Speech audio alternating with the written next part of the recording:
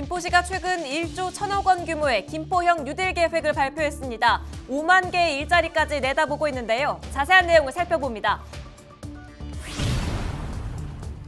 부천시와 지역 중소기업이 개발한 로봇 주차장이 드디어 문을 열었습니다.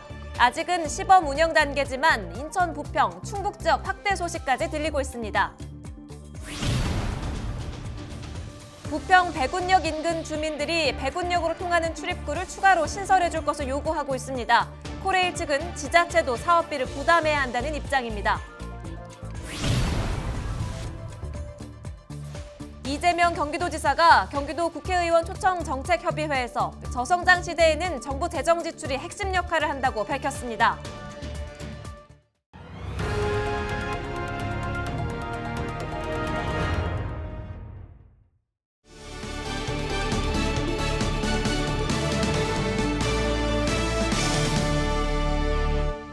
여러분 안녕하십니까? 헬로티비 경인뉴스입니다.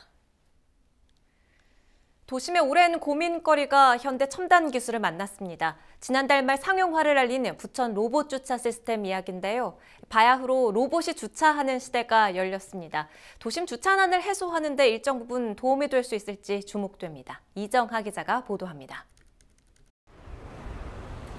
운전자가 차량을 자동 운반 팔레트에 주차하고 나면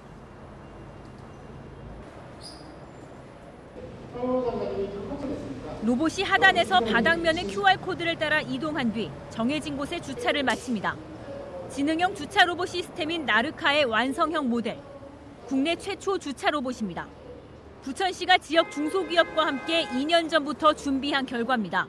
새로운 기술과 시스템을 최대한 주차 효율을 높이는, 특히 이제 건물 같은데 지하 몇 층 이렇게 된 곳들은 건축비도 대폭 낮출 수 있는 그런 효용이 있거든요. 그래서 앞으로 적극적으로 개발해 나갈 계획을 가지고 있습니다. 지난달 26일, 그동안 테스트베드로 활용됐던 주차장이 문을 활짝 열었습니다. 한때 안전에 대한 기준이 없어 심사와 인증이 제한을 받기도 했던 주차 로봇. 마침내 지난해 10월, 일정 기간 규제를 유예하는 샌드박스 제도를 통해 정부 승인을 거쳤습니다. 그동안은 이런 로봇 주차장에 대한 규제 내지 그런 규정들이 없었습니다. 규제 샌드박스를 통해서 우선 실증 사업을 할 수 있도록 허가를 했습니다. 부천 원미경찰서 직원들을 대상으로 주차면 10면을 시범 운영한 뒤 시민에 개방됩니다. 또 인천 부평 상습 주차난 지역에서도 올해 안에 주차 로봇을 만날 수 있을 것으로 보입니다. 주차 로봇 대상지는 굴포 먹거리타운 공원 부지. 인근을 모두 합쳐봤자 270여 개 주차면에 불과하지만 매번 더 많은 차량들이 붐비는 실정입니다. 평소 주차난을 앓고 있는 좁은 골목길입니다. 이곳에 올해 말까지 로봇 시스템이 들어서게 되면 일대 주차 면적이 50% 가까이 늘어날 것으로 보입니다. 이달 안에 지하주차장 도면과 공사 비용에 관한 용역이 마무리될 예정입니다. 일반 자주주차장으로 설계 시 확보할 수 있는 주차면은 약 40면이며 로봇 주차장으로 운영 시 약 60면이 주차 확보할 수 있어 약 20면의 주차면을 추가로 확보할 수 있을 것으로 예상합니다. 부천시는 내년 12월까지 심곡분동을 비롯해 충북 지역 등에도 실증 공간을 추가로 구축한다는 계획입니다. 헬로티비 뉴스 이정하입니다. 한국판 뉴딜과 연계해 각 지자체도 지역 맞춤형 뉴딜 정책을 만들고 있습니다. 김포시도 김포형 뉴딜이라는 이름을 붙여서 청사진을 내놓았는데요. 취재기자와 자세히 살펴보겠습니다. 이세진 기자, 한국판 뉴딜 정책이라는 게 코로나 시대 경기 침체 국면을 극복하기 위해서 정부가 내놓은 전략인데, 그렇다면 김포형 뉴딜 어떤 건가요? 네, 김포형 뉴딜은 크게 세 가지 분야로 나뉩니다. 디지털 뉴딜과 그린 뉴딜, 그리고 휴먼 뉴딜인데요. 디지털 뉴딜은 디지털 혁신, 그린 뉴딜은 친환경 저탄소 도시, 휴먼 뉴딜은 상생과 안전을 목표로 내세우고 있습니다. 그 아래 11개 핵심 과제가 있는데요. 과제별 세부 사업만 모두 92가지입니다. 투입되는 예산은 1조 1,000억 원 규모입니다. 그렇군요. 김포형이라는 그 이름에서 지역 맞춤형 뉴딜 정책이라는 강조가 느껴집니다. 한국판 뉴딜의 어떤 하위 개념인지 어떻게 가는 건지 좀 구체적으로 알려주시겠어요? 네, 그렇습니다. 물론 큰 방향은 한국형 뉴딜 정책을 이제 따릅니다. 그러나 몇 가지 다른 점은 있습니다. 이 부분은 김포시 설명으로 직접 들어보겠습니다. 기본 방향을 할 수 있는 것이 그 디지털 뉴딜, 그다음에 그린 뉴딜. 여기에 저희는 그 안전과 이제 보육에 대한 부분을 좀 강조할 수 있도록 휴먼 뉴딜을 좀 추가를 했습니다. 어떻게 보면 휴먼 뉴딜이 저희 시에서는 좀 차별화되어 있는 뉴딜 정책이라고 볼 수 있습니다. 특히 이제 저 김포형 이제 뉴딜의 그 2021년 그 4대 시정 그 핵심 과제가 있습니다. 크게는 이제 스마트 에코 경제도시, 그리고 평화 평생 교육도시, 대한민국 대표 평화 관광지, 그리고 경쟁력 있는 한강 신도시 조성. 이런 그 4대 그 핵심 과제를 좀 접목시켜서 네, 이 4대 핵심 과제는 김포시가 올해 초 발표한 내용인데요. 뉴딜 정책에도 그대로 담겼습니다. 네. 먼저 디지털 뉴딜 분야에는 스마트 에코 기업 환경 조성이라는 이름으로 들어가 있고요. 그린 뉴딜에는 신도시 기능 확충, 휴먼 뉴딜에는 평화 기반, 또 평생 교육이 포함이 돼 있습니다. 그래요. 실제 이게 어떤 사업으로 구현되는지도 참 궁금한데 눈에 띄는 사업들은 어떤 게 있을까요? 네, 디지털 뉴딜의 한 축인 스마트 에코 기업 환경 조성을 위해서는 대꽃지구를 비롯한 스마트 공장, 전기 자동차, 제조 산업 관련 사업들이 추진이 됩니다. 이 밖에 비대면 서비스나 빅데이터, 지능형 교통 시스템 사업도 포함이 돼 있습니다. 그린 뉴딜에 있는 신도시 자족 기능을 위해서는요, 한강 신도시 인프라를 확충하기 위한 기반시설 구축 사업들이 대거 포함이 돼 있습니다.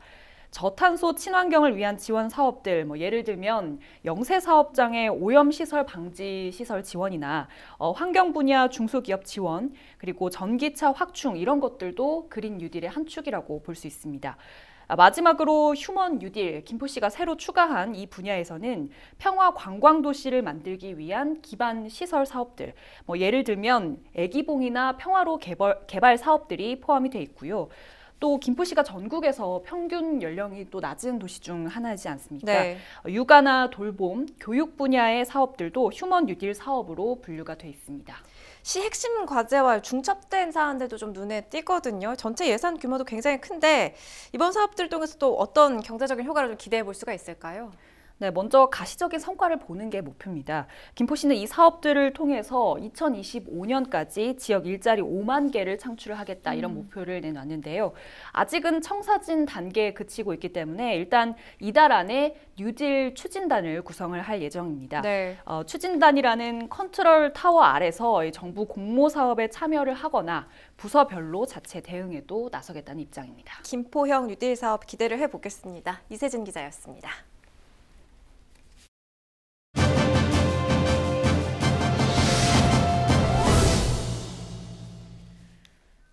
부평 백운역 인근 주민들이 백운역으로 통하는 출입구를 추가 신설해 줄 것을 요구하고 있습니다.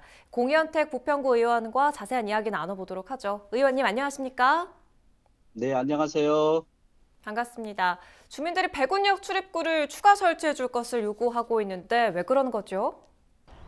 네, 백운역에서 동암역으로 가는 방향은 앞으로 2년 안에 약 5천 세대 이상의 유입 인구가 예상됩니다. 식정 2구역이 2022년 4월 말 완공 예정, 서희 아파트 올해 4월 말 완공 예정, 백운 현대 23년 6월 말 완공 예정, 10.3구역 761세대, 10.4구역 856세대 등 5천 세대 이상의 유입 인구로 백운역으로 가는 현 인도는 비좁아서 사고가 발생 확률이 높고, 또한 기존의 주공 뜰한채, 신동화, 한국, 동보, 부목, 어울림 등 주민들의 이용 편익 증대를 위해서 아트센터 앞으로 백운역 개찰구를 만들어 주십사 하고 민원을 제기하고 있습니다. 백운역 개찰구를 아트센터 앞에 설치한다면 비좁은 보도 문제도 인원 분산 효과로 어느 정도 해결할 수 있습니다.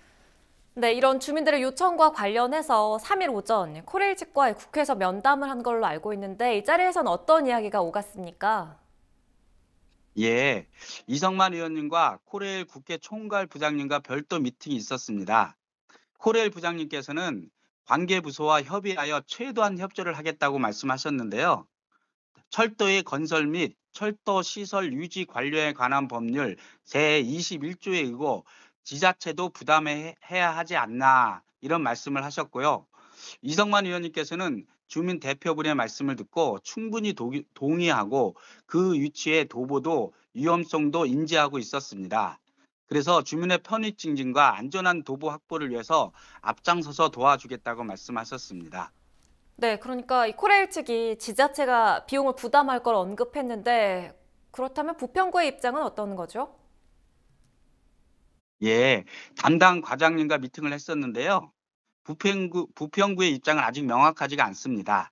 왜냐하면 처음 민원인들이 조사한 바로는 6, 7억이면 충분하지 않나, 공사비가 이렇게 예상을 했는데 이 집행부에서 비슷한 사례를 조사해 보니 천안 부정역이 110억, 연수역이 64억 원이 많은 예산이 사용되었습니다. 그래서 담당 과장님의 말씀은 배군 개찰구의 설치와 보도의 위험성은 충분히 이해하지만 많은 예산이 소요될 것으로 예상되므로 현재 더 많은 자료를 조사 중입니다. 부평구의 예산을 심의하는 입장에서 구청의 입장을 충분히 이해하는 바입니다. 비용이 아무래도 많이 드는 만큼 고민이 깊을 것 같은데 주민 편의 그리고 주민 안전을 위해서 필요할 것 같습니다. 이 문제 해결을 위해서 어떤 계획 갖고 계신지 마지막으로 한 말씀 해주시지요. 예, 배군역 개찰구 설치에 대해서는 중앙부처에서 개략적인 사업 계획을 이제 내려준다고 하였습니다. 그래서 그 개략적인 사업 계획가 잡히면 집행부와 잘 협조해서 십정동 주민의 안전과 편익을 위해서 배군역 개찰구가 꼭 설치되도록 힘쓰겠습니다. 제가 조사해 보니까 부평역 개찰구의 시설 사업은 사실 코레일이 아니라 철도공단 사업입니다. 철도공단의 시스템 개량처 또는 정보사업처에서 개량 사업비 항목으로 예산을 집행한다고 합니다. 다행히 올해는 개량 사업비로 사업비 예산이 많이 증액되었다고 하니 이번에 이 배군역 개찰구가 꼭 설치되도록 힘쓰겠습니다. 잘 알겠습니다. 말씀 여기까지 듣겠습니다. 네, 감사합니다. 공현택 부평구 의원과 이야기 나눠봤습니다.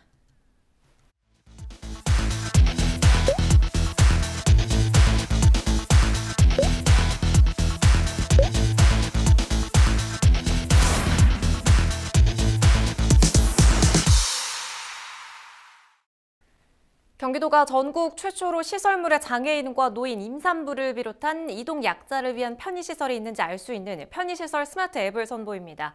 위치 기반 서비스를 활용해 가까운 곳에 있는 장애인 화장실과 경사로 또 승강기 등을 알려주는 기술인데요. 오는 7월부터 이용할 수 있습니다. 구영슬 기자가 취재했습니다. 이동약자를 위한 편의시설 스마트 앱의 현장 조사요원으로 채용된 지체장애 1급 천성은 씨. 방방곡곡 시설물들을 직접 찾아다니고 이용해보며 이동약자를 위한 편의시설을 점검합니다. 이렇게 모인 점검 내용과 사진 자료들은 편의시설 스마트 앱 개발에 쓰입니다. 아침에 일찍 일어나서 씻고 준비하면서 직장 간다는 게 너무 즐거운 마음으로 다니고 있습니다. 편의시설, 화장실이라던가 엘리베이터라던가 경사로라던가 그거 집중적으로 그걸 보고 있습니다. 경기도가 이처럼 장애인 40명을 현장 조사요원으로 채용해 전국 최초로 장애인과 노인, 임산부를 비롯한 이동약자에게 가까운 편의시설을 알려주는 편의시설 스마트 앱을 개발해 선보입니다. 편의시설 스마트 앱은 위치 기반 서비스를 활용해 장애인 화장실과 경사로, 승강기 등의 유무와 찾아가는 길도 알 수 있는 기술로 오는 7월부터 이용할 수 있습니다. 장애인, 노인, 임산부, 그리고 유모차 이용 가족 등의 시설 이용 편의성 및 접근성을 높이고 누구에게나 공정한 경기도를 만들기 위해서 우리 생활 주변에서 불편함과 차별이 없도록 더욱 노력하겠습니다. 이 밖에도 경기도는 소규모 민간 시설물 200여 곳에 휠체어나 유모차가 쉽게 이용할 수 있는 경사로를 설치할 수 있도록 최대 50만 원을 지원합니다. 편의시설 스마트 앱 개발을 위해 오는 11월까지 편의시설 설치 현황 조사와 점검 내용 입력이 이뤄질 계획입니다. 경기주TV 구영슬입니다. 코로나19로 전 세계가 직면하게 될 저성장 시대 해법으로 기본소득이 필요하다는 주장이 제기됐습니다.